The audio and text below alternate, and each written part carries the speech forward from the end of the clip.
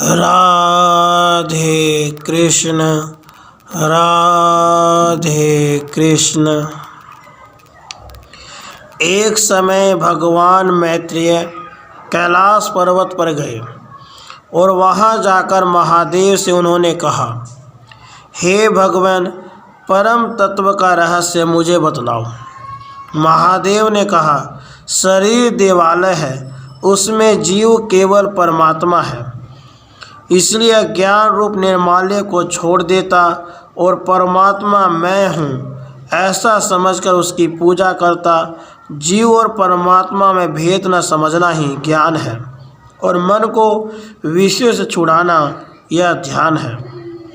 मन के मैल का त्याग करना ही स्नान है और इंद्रियों को वश में रखना यह पवित्रता है।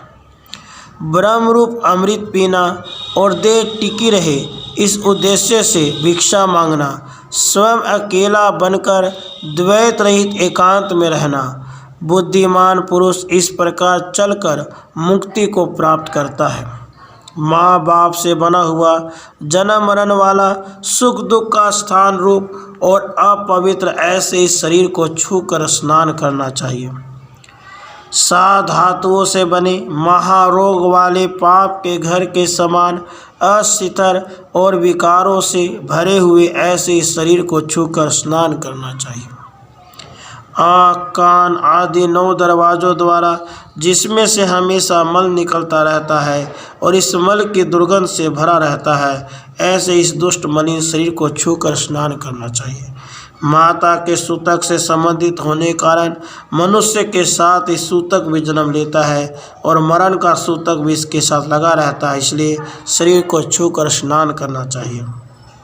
मल मूत्र दुर्गंध आदि की शुद्धि तो मिट्टी जल आदि से होती है, परंतु वह तो लौकिक शुद्धि है। वास्तविक पवित्रता तो मैं और मेरा को त्याग करने से ही होती है। पवित्रता चित्त को शुद्ध बनाती है और वासनाओं का नाश करती है, पर ज्ञान रूपी मिट्टी और वैराग्य रूप जल से धोने के द्वारा जो पवित्रता होती है वही वास्तविक पवित्रता है। अद्वैत की भावना ही सच्ची भिक्षावृत्ति है और द्वैत की भावना वही अभक्ष्य वस्तु है। भिक्षु को गुरु और शास्त्र के आदेशानुसार भिक्षा मांगनी चाहिए।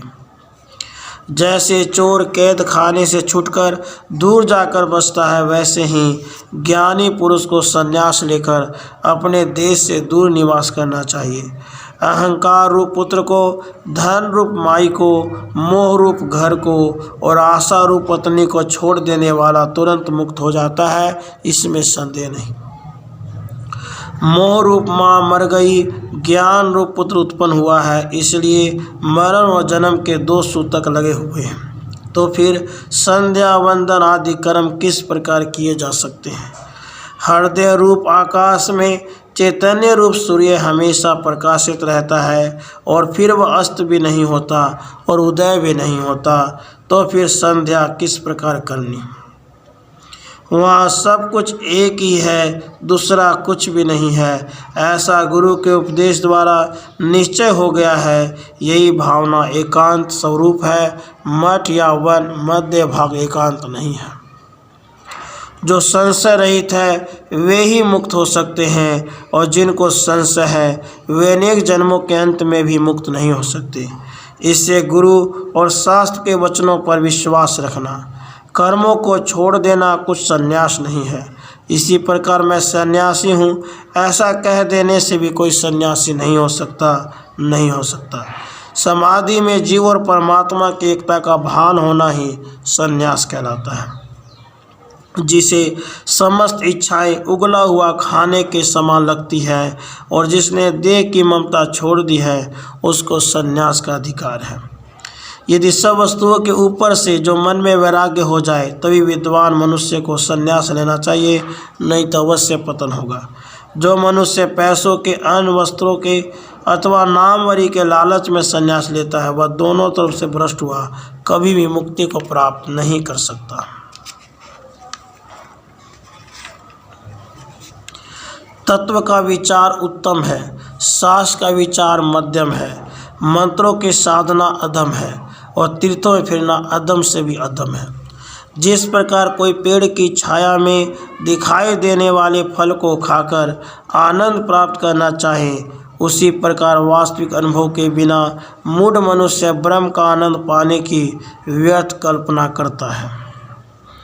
जो धन में बड़ा है, जो आयु में बड़ा है अथवा जो विद्या में बड़ा है, वे सब अनुभव में बड़े के समान नौकर अथवा शिष्य के समान ही हैं। जो माया के प्रभाव से मूढ़ चित्त वाले होकर मैं रूप आत्मा को पूर्ण रूप से नहीं जानते, वे यदि बुद्धिमान भी हों तो कौआ की तरह अभागे पेट को भरने के लिए जहाँ तहाँ मारे मारे फिरते रहते हैं। पत्थर, सोना अथवा मिट्टी द्वारा बनाई मूर्तियों की पूजा मोक्ष इच्छा वालों को फिर से जन्म और भोग प्राप्त कराने वाली होती है। इसलिए फिर से जन्म लेना पड़े इस उद्देश्य से सन्यासी को ऐसी बाहर की पूजा त्याग कर हृदय में ही आत्मा पूजा करनी चाहिए। समुद्र में रखा हुआ घड़ा अंदर और बाहर खाली ही है तो ग्रहण करने वाले मत बन, इसी प्रकार ग्रहण करने योग्य विश्व रूप भी मत बन। ऐसी सब कल्पनाओं को त्याग कर शेष जो कुछ रहे उसी में तन में रहे। दृष्ट, दृश्य और दर्शन को वासना के साथ ही छोड़कर दर्शन का प्रथम आभास जिसमें से होता है उस आत्मा को ही तू भज। सब संकल्प जिसमें शांत हो गए हैं और जागृति तथा निद्रा जिसमें से परे हो गई है, ऐसी जो पत्थर के समान अवस्था है वही चरम स्वरूप अवस्था है। राधे कृष्ण, राधे कृष्ण।